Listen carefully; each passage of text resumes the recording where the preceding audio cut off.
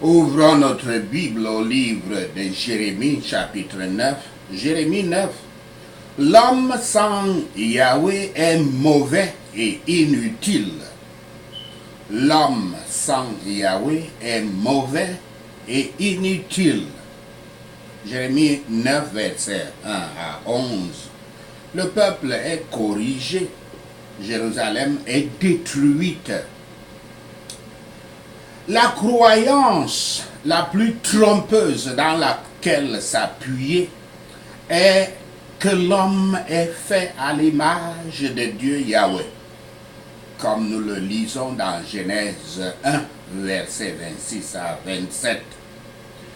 À moins que nous ne comprenions que les ancêtres de l'humanité, Adam et Ève, avaient perdu leur image de Dieu, leur nature divine, après avoir commis le péché originel de l'idolâtrie du Dieu moi, comme cela est écrit dans Genèse 3, versets 4 à 6, et que Yahweh avait maudit l'homme en disant, je cite, « Tu es poussière et tu retourneras dans la poussière ». Fin de citation.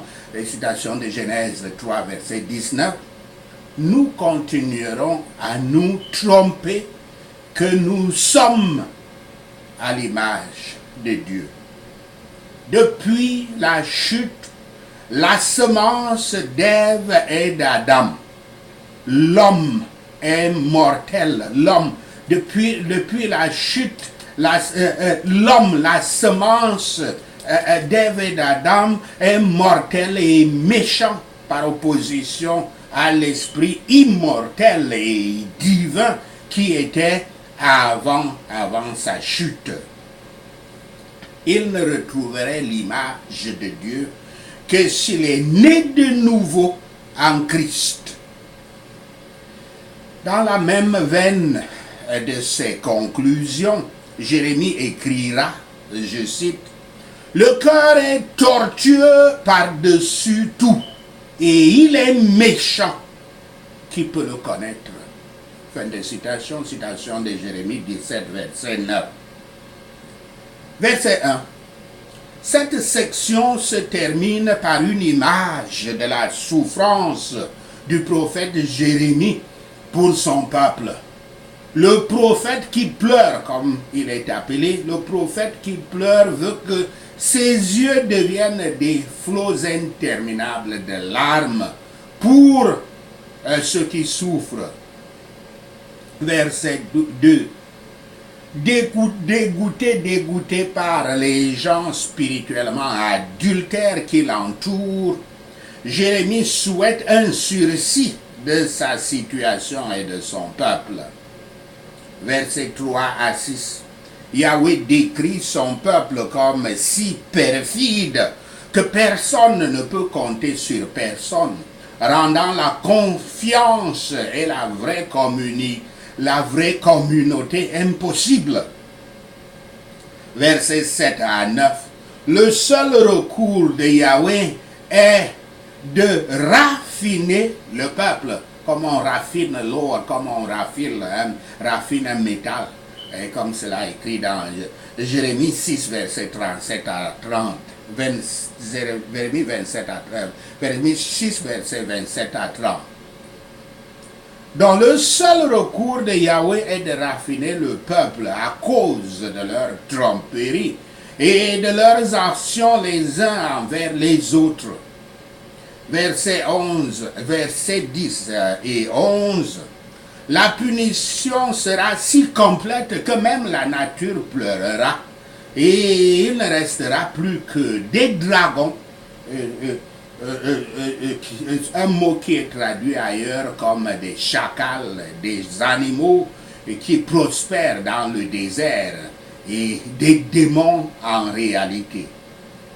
Jérémie a beaucoup pleuré, mais il a souhaité qu'il puisse pleurer plus, afin qu'il puisse éveiller les gens à un sens de la main de Yahweh approchant, qui est en train d'approcher. Mais même le désert, sans communion avec Yahweh, à travers Yahshua le Messie et les influences du Saint-Esprit, doit être un endroit pour la tentation et le mal. Avec cette bénédiction, nous pouvons vivre dans la sainteté, dans les villes surpeuplées, qui ne sont pas nécessairement des déserts. Les gens habituaient leur langue, entraînaient leur langue au mensonge. Ils étaient si faux qu'un frère ne pouvait pas faire confiance à son frère.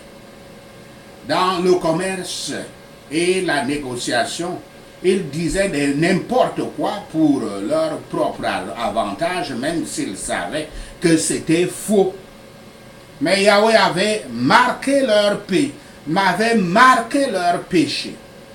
Là où il n'y a aucune connaissance de Yahweh, à quoi peut-on s'attendre? Il a de nombreuses façons de transformer un pays fertile en une stérilité à cause de la méchanceté de ceux qui y habitent. Jérémie 9, versets 12 à 22. Les captifs souffrent dans un pays étranger. Versets 12 à 16. Le peuple de Juda est dans une situation de jugement sévère parce qu'il n'a pas choisi avec sagesse. Le peuple aurait dû choisir de garder la loi de Yahweh et écouter sa voix au lieu d'adorer des idoles des autres nations. Parce qu'ils ont choisi le mal, ils sont soumis à la mauvaise nourriture et à la mauvaise eau et seront détruits en tant que communauté. Versets 17 à 21. Yahweh dit aux gens de préparer non seulement la génération actuelle, mais aussi la génération suivante, car les pertes seront trop grandes et continues. Verset 22. L'étendue de la destruction est considérée dans la prophétie en termes de cadavres qui ne seront même pas enterrés, un indicateur de la façon dont Juda sera complètement incapable et humilié. Le peuple ne sera même pas capable d'enterrer ses propres morts. En Sion, la voix de la joie et de la louange était entendue pendant que les gens se tenaient près de Yahweh. Mais le péché a changé le son. C'est maintenant la voix de la lamentation. Les cœurs humiliés déplorent leur calamité, mais pas leur péché qui en est la cause. Que les portes soient fermées plus vite. La mort nous vole. Elle entre par les palais des princes et des grands hommes, bien que majestueux, fortement construits et gardés. Ceux qui sont à l'étranger ne sont pas plus en sécurité. La mort coupe même les enfants en dehors. Et coupe les enfants en dehors et les jeunes gens dans la rue. Écoutez la parole de Yahweh et pleurez avec la tristesse selon Dieu. Cela seul peut apporter un vrai confort. Et il peut transformer les afflictions les plus lourdes en précieuses miséricordes. Jérémie 9, versets 23 à 26. L'amour bienveillant de Yahweh menace les ennemis de son peuple. Verset 24 à verset 23 à 24. Le thème de la sagesse, un thème commun dans le livre de Jérémie, apparaît de nouveau. La vraie sagesse signifie ne pas faire confiance aux ressources humaines et terrestres. L'évidence de suivre le vrai Dieu ne sera pas mesurée par les trésors terrestres, mais par la bonté, la justice et la droiture. Versets 25 à 26. Ces versets soulignent les pensées de Yahweh sur les actions religieuses par rapport à la vraie justice.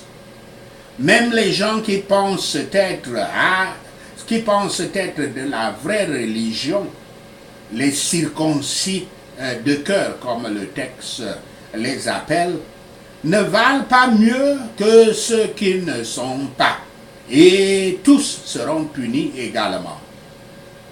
Dans ce monde du péché et de la tristesse, qui finira bientôt par la mort et le jugement, comme il est insensé de se glorifier du savoir, de la santé, de la force, de la richesse et de tout ce qui les laisse sous la domination du péché et de la colère de Yahweh, et à qui un compte doit être rendu par la suite.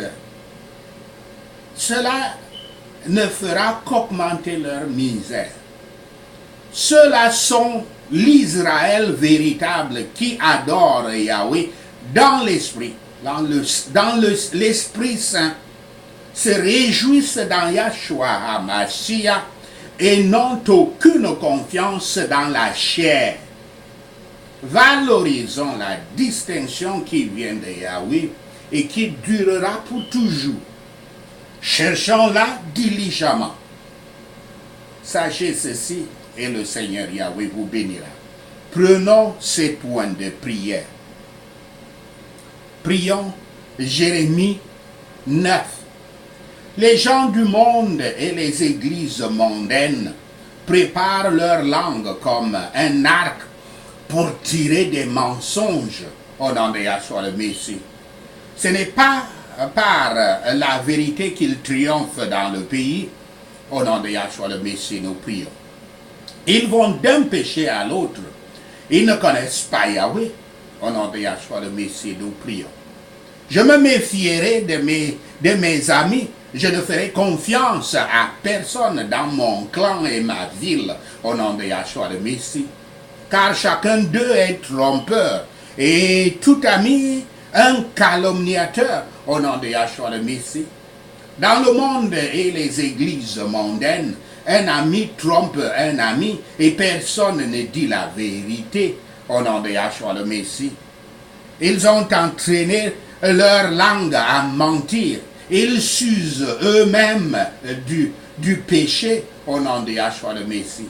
Je vis au milieu de la tromperie, car dans leur tromperie, ils refusent de reconnaître Yahweh au nom de Yahshua le Messie.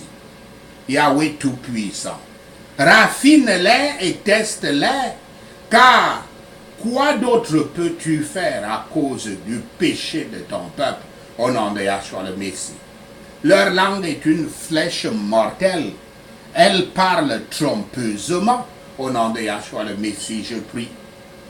Avec leur bouche, ils parlent tous cordialement à leurs voisins, mais dans leur cœur, ils leur tendent des pièges au nom de Yahshua le Messie. Seigneur Yahweh, punis-les pour cela. Venge-toi d'une telle nation au nom de Yahshua le Messie. Yahweh Shaphat fait de l'église mondaine un tas de ruines, un repère de chacals. Détruis leur ville pour que personne ne puisse y habiter au nom de Yahshua le Messie. Le pays est dévasté comme un désert que personne ne peut traverser, parce qu'ils ont abandonné la loi de Yahweh et qu'il a placée devant eux au nom de Yahshua le Messie. Ils n'ont pas obéi à Yahweh ou n'ont pas suivi sa loi au nom de Yahshua le Messie. Au lieu de cela, ils ont suivi l'entêtement de leur cœur. Ils ont suivi les démons comme leurs ancêtres les ont enseignés au nom de Yahshua le Messie. Yahweh Tout-Puissant, Dieu d'Israël, fais que ce peuple mange de la nourriture amère et boive de l'eau empoisonnée au nom de Yahshua le Messie. Disperse-les parmi les nations, Yahweh Shaphat, une dispersion que ni eux ni leurs ancêtres n'ont connu au nom de Yahshua le Messie. Yahweh Kana, poursuis-les avec l'épée jusqu'à ce que tu en aies fini avec eux au nom de Yahshua le Messie. À l'avènement de la colère de Yahweh, les cadavres seront couchés comme du fumier sur le champ libre, sans personne pour les rassembler au nom de Yahshua le Messie. Père Yahweh, fait que les sages et les théologiens ne se glorifient pas de leur sagesse ou de la force de leur puissance ou de la richesse ou de la richesse de leur fortune au nom de Yahshua le Messie. Mais Seigneur Yahweh, que celui qui se glorifie d'avoir l'intelligence de te connaître au nom de Yahshua le Messie. Père éternel, fait que celui qui se glorifie que tu es Yahweh, qui exerce la bonté, la justice, la droiture sur la terre, car dans ces délices, tu as plaisir au nom de Yahshua le Messie. Seigneur Yahweh, apporte les jours où tu puniras tous ceux qui sont circoncis seulement dans la chair au nom de Yahshua le Messie. Car toutes ces nations sont vraiment incirconcises et même ton peuple est incirconcis de cœur. Merci Seigneur d'avoir entendu nos prières. Merci Père pour tes réponses à nos prières. Seigneur, nous te rendons gloire, nous te louons, nous t'adorons. Nous bénissons ton Saint-Nom. Au nom de Yahshua le Messie, nous prions. Amen. Alléluia.